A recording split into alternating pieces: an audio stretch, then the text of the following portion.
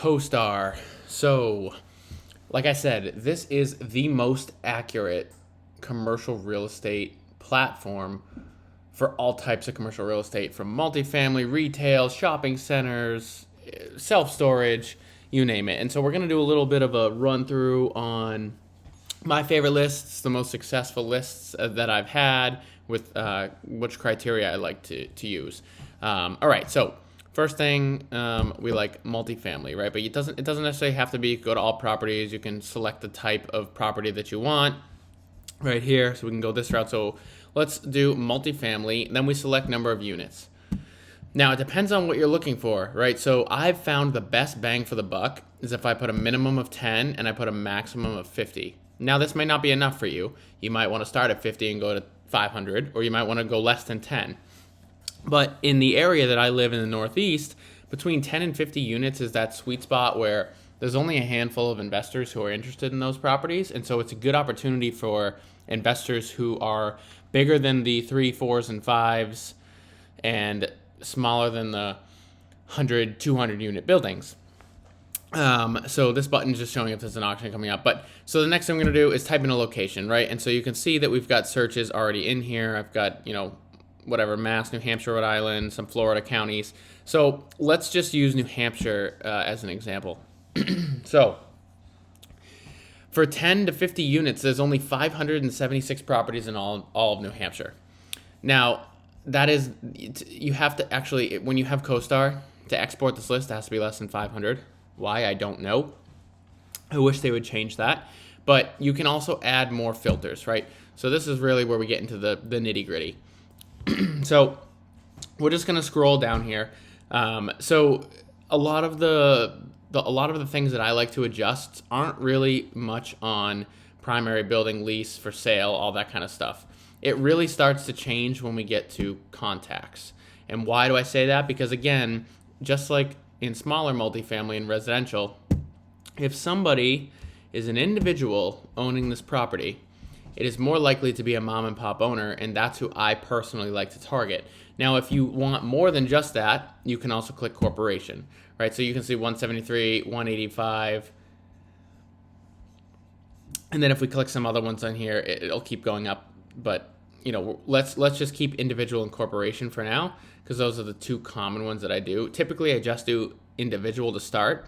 If that list doesn't do well, I'll then add corporation, because there actually aren't that many more properties under this one on Costar. So the next thing I like to do is, because you can't really choose like how many years you've owned in Costar, we can do last sale date. So I like to put as the beginning sale date the earliest possible, and then for the sold date, oh shoot, it didn't work.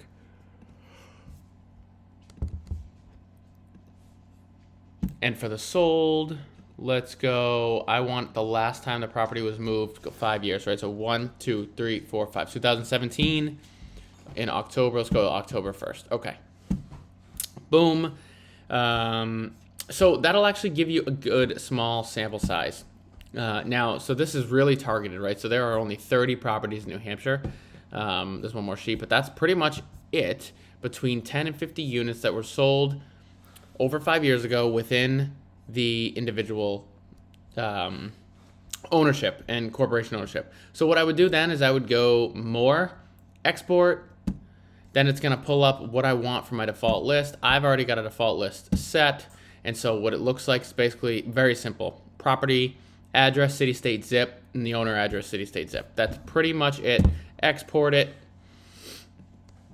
And then it's going to pull it here. I'll take that, go into Google Sheets. I will, like we talked about before, then download it as a CSV, send it off to Open Letter Marketing or Ballpoint, and go from there. Now, that's New Hampshire. Let's go to a state where there's going to be a lot more, where we start weeding this down a little bit more. Let's try Georgia, okay? So we're going to try the state of Georgia. It's probably going to be 1,000. Oh, there isn't. There's only 267 properties. Again, so this is actually a great example. In the Northeast, there are a lot of 10, 12 unit properties that are all chopped together. See this right here? It looks like more of a garden style property. There are much more garden style properties in Georgia than there are in Massachusetts, New Hampshire, Rhode Island, Maine, etc. Now, Here, there's a lot more 50 units and up. So if we no max this, now there's 112 properties that have 50 units and more in the state of Georgia that are individually or corporate owned, right? There's probably 1,000 or more. Actually, there's probably way more than 1,000 if we get rid of the ownership and move it back to all of them. But this would be another example of a list that I would probably pull here because, for example, something like this, right? Built in 1972, garden style, could probably use a little bit of TLC, was owned by somebody, has been owned for more than 5 years. Like, this is like picture perfect what you're looking for a value add investment. Here's another one, right? And another one, and another one, right? So these are the types of properties you want to be sending letters to. Now, that's the Southeast. It changes depending on where you go. See, now if we go back up to Massachusetts and we leave 50 plus units, there's only 35 properties in the entire state.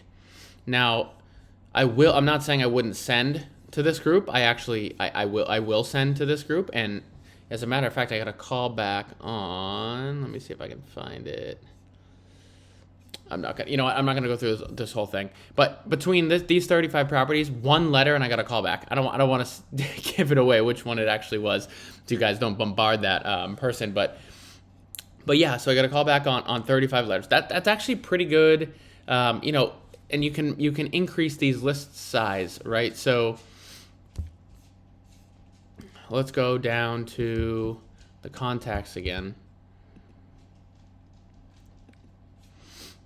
Now there's 422 if you just want all of them. And so I really highly suggest you mess around with this. But again, individual, then corporation is the best bang for the buck here in no matter which area you're searching for, no matter what city, state, or zip code that you're looking in, that by far has the most success when it comes to commercial size multifamily property. I hope this video was helpful.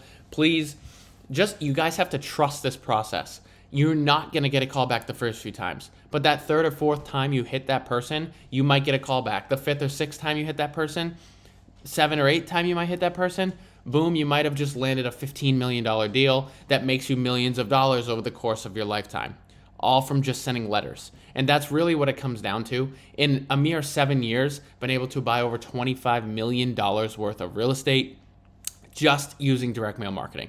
So if I'm just an average guy, and if I can do it, you can do it as well.